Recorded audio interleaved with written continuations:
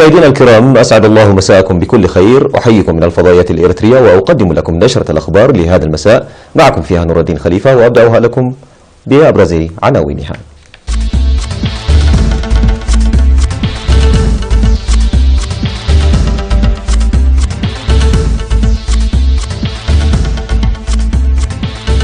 البلاد تحتفي باليوم العالمي للسل. توزيع أراضي الملكية طيسة في ضاحية سعادة كريستيان. مشروع المياه المشيد في منطقة عسقالة يخلق ارتياحا للسكان. رئيس وزراء المال يقوم بزيارة نادرة لكدال الخاضعة. انفجار بالإسكندرية قبل يومين من انتخابات رئاسة بمصر. ومسيرات حاشدة بأنحاء أمريكا للمطالبة بفرض قيود على الأسلحة. كانت تلك عناوين النشرة، وإلى حضراتكم الأنباء بالتفصيل.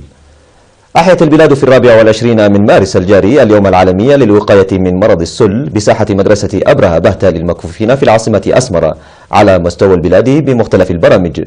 وأوضح الدكتور أرأيا برهان مسؤول الأمراض المعدية بوزارة الصحة في البرنامج الذي نظم تحت شعار فلنلعب دورا بارزا لوجود عالم خال من السل، بأن وزارة الصحة لا زالت تعمل بالتنسيق مع الشركاء بوضع خطة خمسية للسيطرة والقضاء على السل، مشيرا إلى أن المرض يمكن علاجه في الحال وجد المريض الأدوية اللازمة والرعاية الجيدة.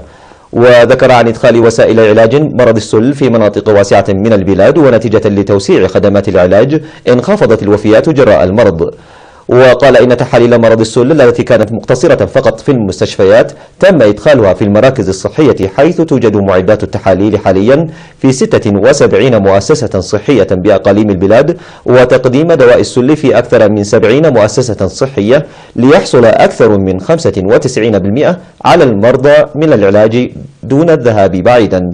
وأوضح الدكتور تيدروس تخستع ممثلا عن منظمة الصحة العالمية أن استئصال مرض السل من العالم من بين البرامج التي وضعتها المنظمة لتحقيقها حتى عام 2030، معربا عن ثقته لانتصار إريتريا للسيطرة على الأمراض المعدية عامة ومرض السل خاصة بالتنظيم القوي للمجتمع وجهود وزارة الصحة والشركاء.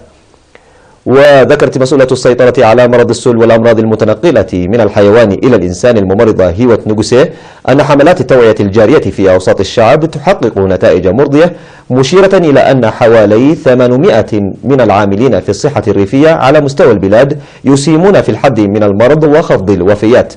وقد تم الاحتفال باليوم العالمي لمكافحة مرض السل في جميع أقاليم البلاد، وهو اليوم الذي يحتفل به للمرة 36 على المستوى العالمي.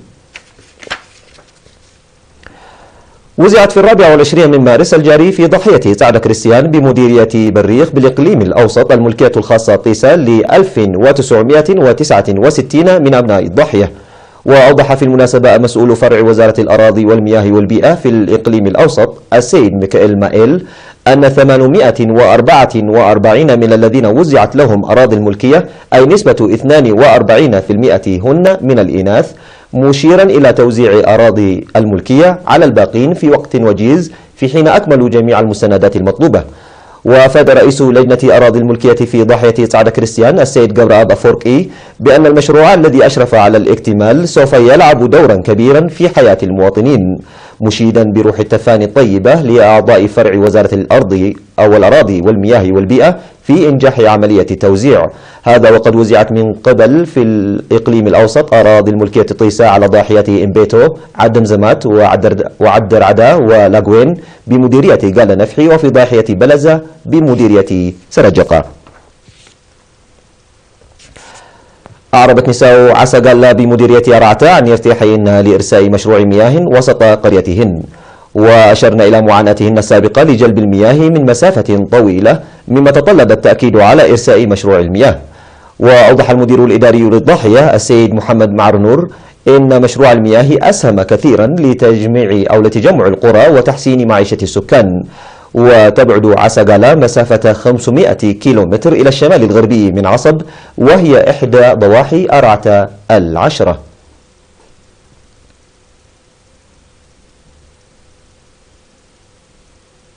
ارتفعت المشاركة في التعليم في ضاحية حرقيقو بنسبة 22% نتيجة الجهود المبذولة استنادا إلى الدراسات.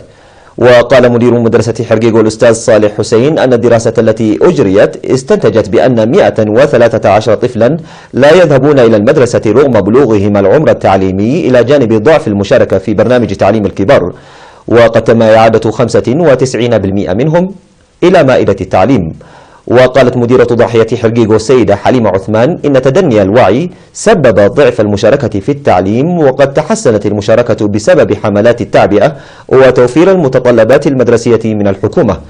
وقال المشرف التربوي لمدارس مديرية مصوع الأستاذ إسماعيل صالح إن الجهد المبذول في حرقيق خلق دافعا لمواصلته في أم كلو وحطملو وإمبرمي. وتوجد في مديرية مصوع 17 مؤسسة تعليمية من رياض الأطفال وحتى المرحلة الثانوية.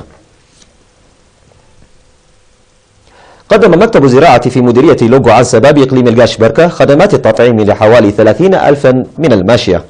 وأوضح مسؤول صحة الحيوانات في المديرية السيد سمعون أمانييل لوكالة الأنباء الإريترية إيرينا بأن الحملة التي استمرت ل10 أيام اشتملت على تطعيم الماعز والأغنام والأبقار والكلاب، مشيدا بالتعاون الذي أبداه المزارعون لإنجاح المهام.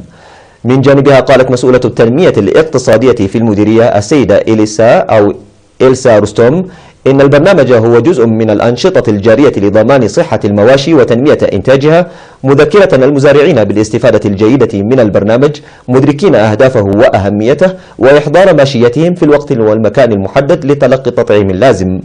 وقدم المزارعون بدورهم مقترحا حول بناء سور في مكان التطعيم المحدد بالتفاهم مع مدراء الضواحي لتفعيل البرنامج بشكل أكبر. أعزائنا المشاهدين، كانت تلك الأخبار الداخلية. فاصل قصير ووافيكم بالأخبار على الصعيد العالمي. ابقوا معنا.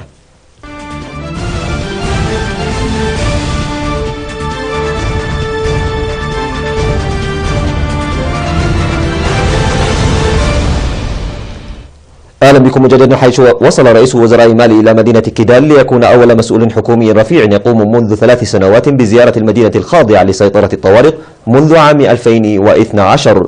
وتأتي زيارة رئيس الوزراء سوميلو بوباي ميغا و8 من الوزراء إلى كيدال في إطار جولة داخلية تشمل 9 محطات وتهدف إلى حشد الدعم لحكومة الرئيس إبراهيم أبو بكر كيتا قبل انتخابات عامة تجرى في 29 من يوليو القادم.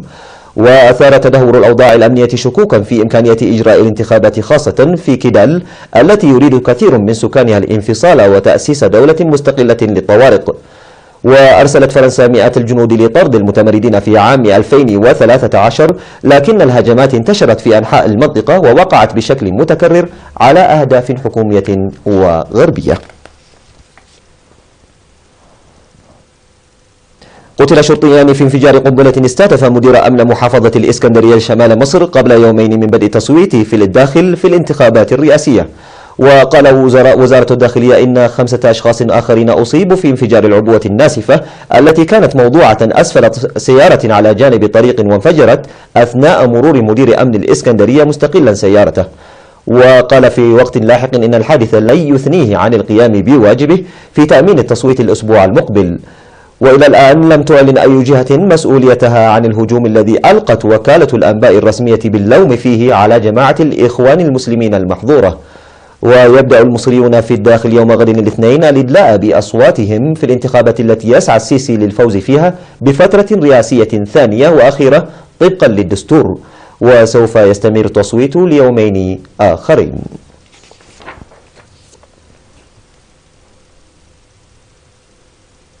احتشد عشرات الآلاف في أنحاء الولايات المتحدة للمشاركة في مسيرة من أجل حياتنا والمطالبة بتشديد قوانين حيازة السلاح، والتي يقودها ناجون من حادث إطلاق نار عشوائي في إحدى مدارس فلوريدا، والذي أشعل الغضب العام بشأن من هذه النوع من الحوادث. وتهدف الاحتجاجات لإنهاء مأزق تشريعي يعرقل منذ وقت طويل تشديد القيود المفروضة على بيع الأسلحة في بلد صارت فيه حوادث إطلاق النار العشوائي شائعة ومتكررة الحدوث في المدارس والجامعات. وقال منظمون إن من المقرر تنظيم أكثر من 800 مظاهرة داخل الولايات المتحدة بدءا من لوس أنجلوس وانتهاء بنيويورك وخارجها.